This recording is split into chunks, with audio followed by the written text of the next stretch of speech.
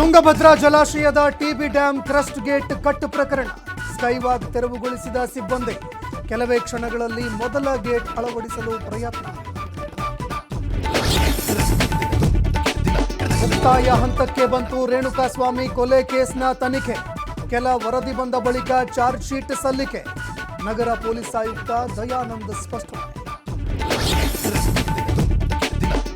ಜಮ್ಮು ಕಾಶ್ಮೀರದಲ್ಲಿ 3 ಹಂತದಲ್ಲಿ ಎಲೆಕ್ಷನ್ ಘೋಷಣೆ.